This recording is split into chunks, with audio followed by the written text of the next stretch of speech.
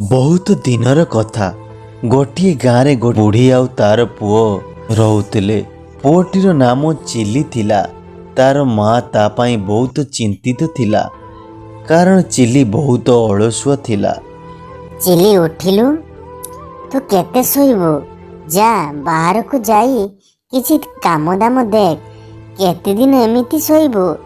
Chilli ତା ମା କଥାକୁ ନ ଶୁଣିବା ପରି କହିଲା, ତୁ ନ ଶୋଇଲୁ ନାହିଁ, ମୋତେ ତ ଟିକେ ଶୋଇବାକୁ ଦେ। ଯଦି ପାରୁଛୁ କିଛି ଭଲ ଖାଇବା ମୋ ପାଇଁ ଆଣ। ଆରେ ଘରେ କିଛି ବି ନାହିଁ, ସବୁ ଶେଷ। ତୁ କିଛି କାମଧନ୍ଦା କରି ପଇସା ଆଣିଲେ ବଜାରକୁ ମୁଁ ଯାଇ ସଉଦା ଆଣିବି। ଏତେ କହିବା ପରେ ମଧ୍ୟ ଚିଲି ଉପରେ କୌଣସି କଥା ବାଧିଲା ନାହିଁ। ସେ ପୁଣି ଶୋଇଗଲା। ଜଣା ନାହିଁ ଏଇ ଚିଲି କେବେ ସୁଧୁରିବ। ତାପରେ ଶକୁନ୍ତଳା ନିଜେ କାମକୁ ଚାଲିଗଲା। ଯେତେବେଳେ ଶକୁନ୍ତଳା କାମରୁ ଫେରିଆସେ, ଦେଖେ ତ ଚିଲି ଶୋଇଛି। ଆଉ ଶକୁନ୍ତଳା ବହୁତ ଜୋର ରାଗିଗଲା। ସେ ଗୋଟିଏ ବାଡ଼ି ଆଣି ଚିଲିକୁ ବହୁତ ଜୋରରେ ପିଟିଲା। ଚିଲି ବହୁତ ଜୋର ଚିଲେଇଲା, ଆରେ ମରିଗଲି ମା, ମରିଗଲି। ଆରେ ମା, ମୋତେ କ'ଣ ପାଇଁ ମାରୁଛ? ମୋତେ ଟିକେ ଶୋଇବାକୁ ବି ଦେଉନାହ ନା। ମୋର କ'ଣ ଦୋଷ, ମୋତେ ଖାଲି ମାରୁଛ? ତତେ ଟିକେ ଲାଜ ଲାଗୁନି? ତୁ ଶୋଇଛୁ? ତୋ ବୟସର ପିଲାମାନେ ବାହାରକୁ ଯାଇ କେତେ ଟଙ୍କା ରୋଜଗାର କରୁଛନ୍ତି। ତୁ ତ ନିଜେ କଥା ବି ଟିକେ ଭାବ। କ'ଣ କହିବି ତତେ? କ'ଣ କରିବୁ ସାରା ଜୀବନ?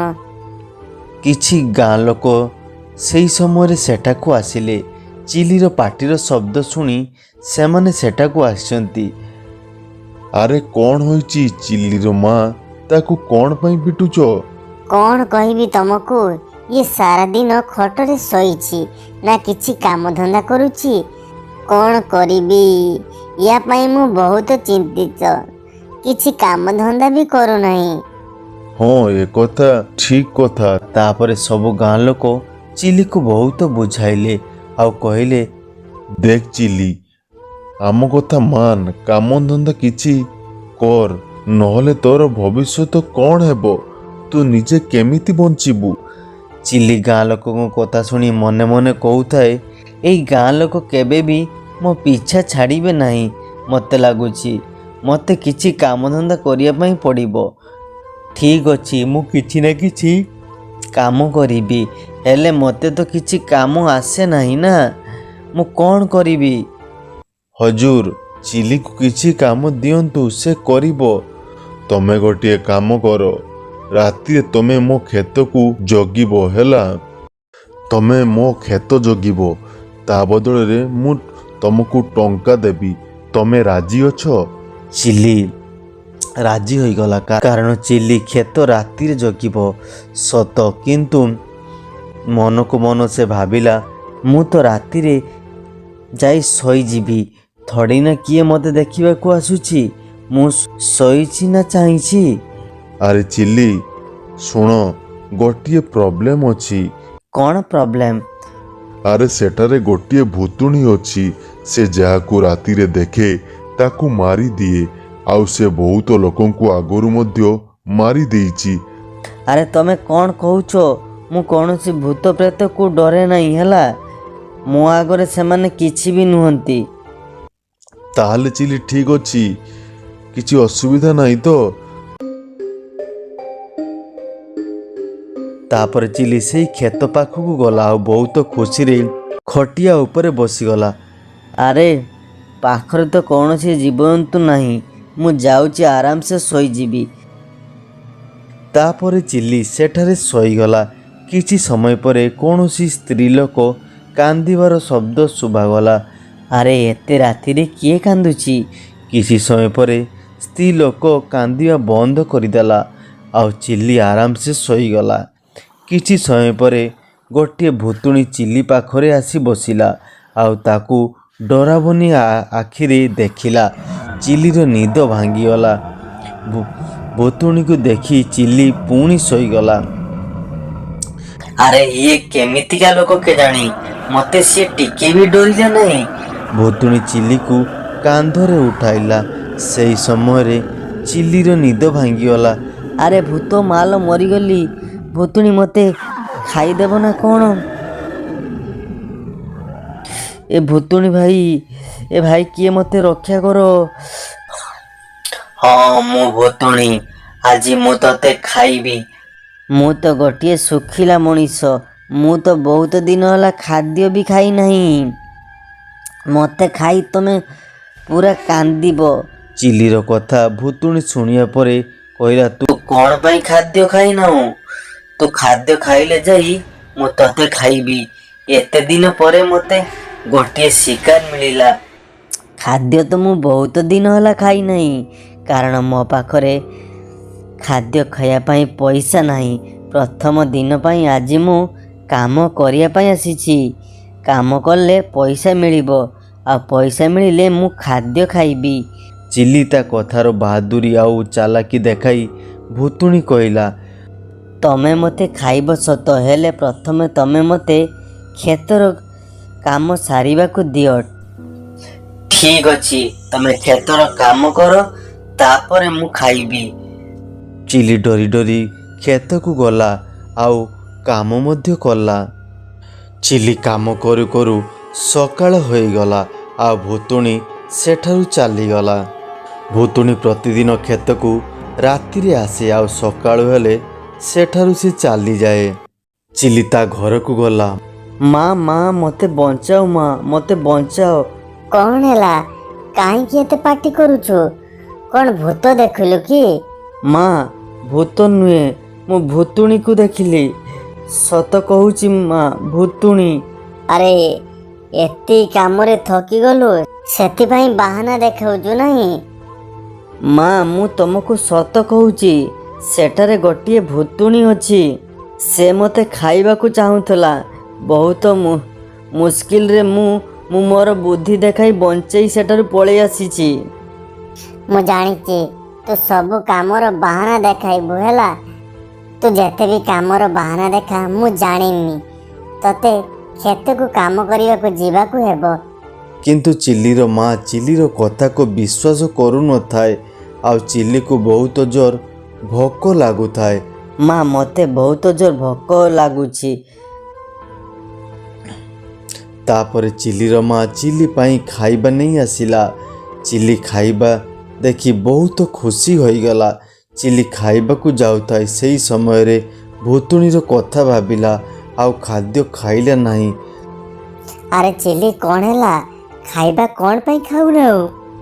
ଖାଇବା ଭଲ ହେଇନାହିଁ କି? ନା ମା, ନା, ଖାଇବା ତ ବହୁତ ଭଲ ହୋଇଛି, କିନ୍ତୁ ମୋର ଖାଇବାକୁ ଜମା ଇଚ୍ଛା ନାହିଁ। ତାପରେ ଚିଲି ସେମିତି ଭୋକିଲା ରହିଲା ଆଉ ସେ ଶୋଇଗଲା, କାରଣ ଚିଲି ରାତି ସାରା ଶୋଇନଥିଲା। ସେଥିପାଇଁ ତାକୁ ଦିନରେ ନିଦ ଆସିଗଲା। ଦିନ ଯାଉ ଯାଉ ରାତି ହୋଇଗଲା। ଚିଲିର ମା ଚିଲିକୁ ଉଠାଇଲା। ଆରେ ଚିଲି, ତୁ ଏମିତି ଶୋଇବୁ ନା, କ୍ଷେତକୁ କାମ କରିବାକୁ ଯିବୁ। ମା, ମୁଁ କ୍ଷେତକୁ କାମ କରିବା ପାଇଁ ଯିବି ନାହିଁ। କ୍ଷେତରେ ଭୁତୁଣୀ ଅଛି ମା, ଭୁତୁଣୀ। ତୁ ମୋତେ ସେ ବାହାନା ଦେଖା ନାହିଁ ହେଲା। ବହୁତ କଷ୍ଟରେ ତତେ ଗୋଟିଏ କାମ ମିଳିଛି ଆଉ ତୁ ବାହାନା ଦେଖାଉଛୁ। ଚିଲିର ମା ଚିଲିକୁ ଏପଟ ସେପଟ କହି କାମ କରିବା ପାଇଁ ପଠେଇ ଦେଲା। ଚିଲି କ୍ଷେତରେ ରାତିରେ କାମ କରିବାକୁ ଗଲା। ତାପରେ ଚିଲି କ୍ଷେତ ପାଖକୁ ଯାଇ ଖଟିଆ ଉପରେ ବସିଗଲା ଆଉ ଏପଟ ସେପଟ ଖାଲି ଚାହିଁଲା। କାହିଁ ଭୁତୁଣୀ ଆସିଯିବ କି? ସେ ଏଇ କଥା ଭାବୁଥାଏ। ଠିକ୍ ସେହି ସମୟରେ ଭୁତୁଣୀ ଚିଲି ଆଗରେ ଆସି ବସିଗଲା। ଚିଲିର ହୋସ୍ ଉଡ଼ିଗଲା। ଭୁତୁଣୀ ଆଣ୍ଟି, ତମେ? ହଁ, ମୁଁ। କାଲି ତୁ ତ ମୋତେ ମିଛ ସତ କହି ମେଣ୍ଢା ବନେଇଦେଲୁ, କିନ୍ତୁ ଆଜି ମୁଁ ତତେ ଖାଇବି। ବହୁତ ମଜା ଆସିବ। ହା ହା ହା। ଭୁତୁଣୀ ଆଣ୍ଟି, ତମେ ଏତେ ରାଗୁଛ କ'ଣ ପାଇଁ? ମୋ କଥା ଟିକେ ଶୁଣ। କ୍ଷେତରେ କାମ ଆଉ ଅଳ୍ପ ଅଛି, ସେତିକି ଆଗ ସାରିଦିଏ, ଦେଲେ ମୋତେ ଖାଇଦେବ। ତାପରେ ଚିଲି କ୍ଷେତରେ କାମ କଲା। କିଛି ସମୟ ପରେ କାମ ସରିଗଲା।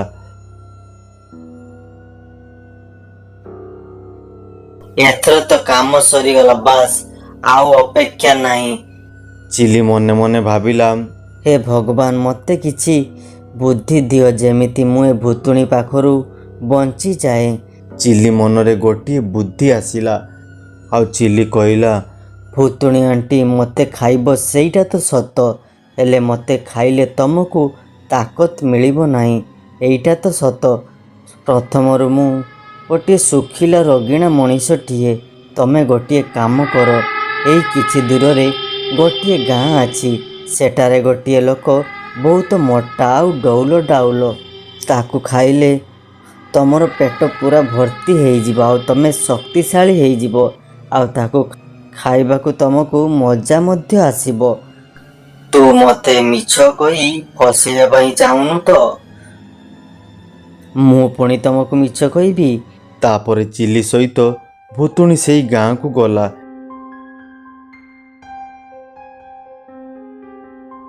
ଚିଲି ଆଗରେ ଚାଲୁଥାଏ, ଭୁତୁଣୀ ତା ପଛେ ପଛେ ଚାଲିଥାଏ। ଚିଲି ଭୁତୁଣୀକୁ ଏପଟ ସେପଟ ନେଇ ଯାଉଥାଏ। ସେ ଖାଲି ଅପେକ୍ଷା କରିଥାଏ କେତେବେଳେ ସକାଳ ହେବ ଆଉ ଭୁତୁଣୀ ସେଠାରୁ ଚାଲିଯିବ। ଆରେ କେତେ ଦୂର ସେଇ ମୋଟା ଲୋକର ଘର? ମୋର ଗୋଡ଼ ବଥା ହେଉଛି, ମୁଁ ଆଉ ଚାଲିପାରିବି ନାହିଁ। ଆରେ ଆଉ ଅଳ୍ପ ଦୂର।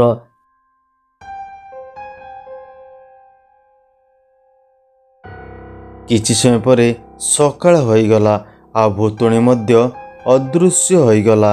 ତାପରେ ଚିଲି ତା ଘରକୁ ଆସିଲା ଆଉ ତା ମାଆକୁ ଭୁତୁଣୀ ବିଷୟରେ ସବୁ କଥା କହିଲା। ଆରେ ଆଜି ତ ଭୁତୁଣୀ ପାଖରୁ ଯେମିତି ହଉ ବଞ୍ଚିଗଲି, କିନ୍ତୁ ଆଜି ରାତିରେ ଭୁତୁଣୀ ମୋତେ ପୁରା କଞ୍ଚା ଖାଇଦେବ।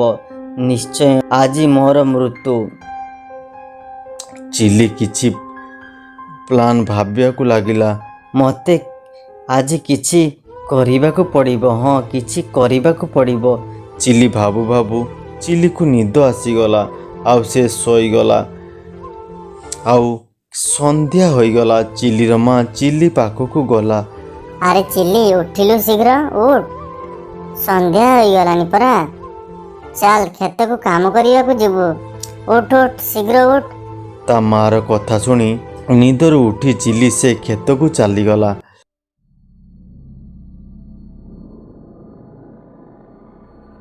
ଆଜି ମୋର ମୃତ୍ୟୁ ସୁନିଶ୍ଚିତ। ଆଜି ସେ ଭୁତୁଣୀ ମୋତେ କଞ୍ଚା ଖାଇଦେବ।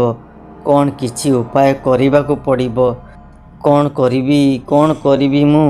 ତାପରେ ଚିଲି ମୁଣ୍ଡକୁ ଗୋଟିଏ ବୁଦ୍ଧି ଆସିଲା।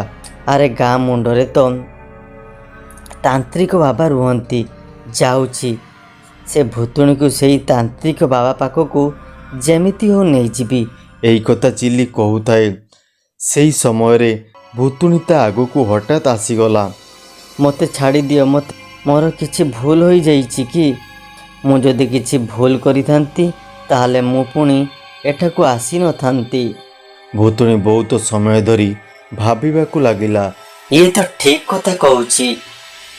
ଠିକ ଅଛି, ତାହେଲେ ଆଜି ମୁଁ ତତେ ଖାଇ ପେଟ ପୂରା କରିବି, ମୋତେ ତାକତ ମିଳୁ ଅବା ନ ମିଳୁ। ଠିକ ଅଛି, ମୋତେ ଖାଅ, ମୁଁ କ'ଣ ତମକୁ ମନା କରୁଛି?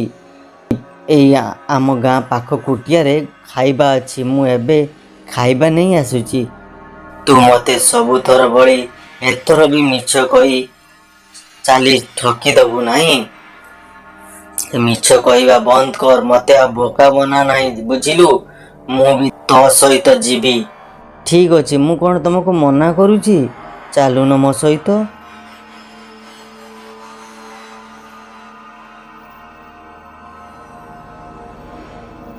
ତାପରେ ଚିଲି ସହିତ ଭୁତୁଣୀ ମଧ୍ୟ ସେଇ କୁଡ଼ିଆ ପାଖକୁ ଗଲା। କିଛି ସମୟ ପରେ ଚିଲି କୁଟିଆ ପାଖରେ ପହଞ୍ଚିଗଲା। ଚିଲି ଭୁତୁଣୀ କହିଲା, ଖାଇବା କୁଟିଆ ଭିତରେ ଅଛି, ମୁଁ ଏକା ଖାଇବା ନେଇ ଆସୁଛି। ତୁ କ'ଣ ମୋତେ ପାଗଳ ଭାବୁଛୁ ନା କ'ଣ? ମୁଁ ବି ତୋ ସହିତ ସେଇ କୁଟିଆ ଭିତରକୁ ଯିବି। ଭୁତୁଣୀ ଚିଲି ସହିତ କୁଟିଆ ଭିତରକୁ ଗଲା। ସେଠାରେ ଗୋଟିଏ ତାନ୍ତ୍ରିକ ବାବା ବସିଥାନ୍ତି। ସେ ତାଙ୍କ ଶକ୍ତି ଲଗାଇ ଜାଣିପାରିଲେ ଯେ ଏହି ଭୁତୁଣୀ ରାତିରେ କ୍ଷେତ ପାଖରେ ଲୋକମାନଙ୍କୁ ଦେଖିଲେ ମାରି ଖାଇଦିଏ। ଭୁତୁଣୀ ଚିଲି ସହିତ ସେହି ତାନ୍ତ୍ରିକ ବାବା ପାଖରେ ପହଞ୍ଚିଲା। ଭୁତୁଣୀ ଚିଲିକୁ ଦେଖି ବହୁତ ରାଗିଗଲା ଆଉ କହିଲା, ଆଚ୍ଛା, ତାହେଲେ ଏହି ଚାଲ ଥିଲା ନାହିଁ ତୋର। ମୁଁ ତୋତେ ଆଉ ତୋର ଏଇ ବାବାକୁ ମାରି ଦଉଛି ଏବେ ଏବେ। ସେହି ସମୟରେ ତାନ୍ତ୍ରିକ ବାବା ମନ୍ତ୍ର ପଢ଼ି ଗଙ୍ଗାଜଳ ଭୁତୁଣୀ ଉପରକୁ ପକାଇ ଦେଲେ। ମୋତେ ମାର ନାହିଁ, ମୋତେ ମାର ନାହିଁ, ମୋର ଶରୀର ଜଳି ଯାଉଛି, ମୋତେ ଛାଡ଼ି ଦିଅ, ମୋତେ ମାର ନାହିଁ। ତାପରେ ଭୁତୁଣୀ ନିଆଁରେ ଜଳି ଭସ୍ମ ହୋଇଗଲା। ଚିଲି ବି ଭୁତୁଣୀ ପାଖରୁ ସବୁଦିନ ପାଇଁ ବଞ୍ଚିଗଲା। ଆଉ ଚିଲି କ୍ଷେତ ପାଖରେ ଆରାମରେ ସେ ତାର କାମ କଲା।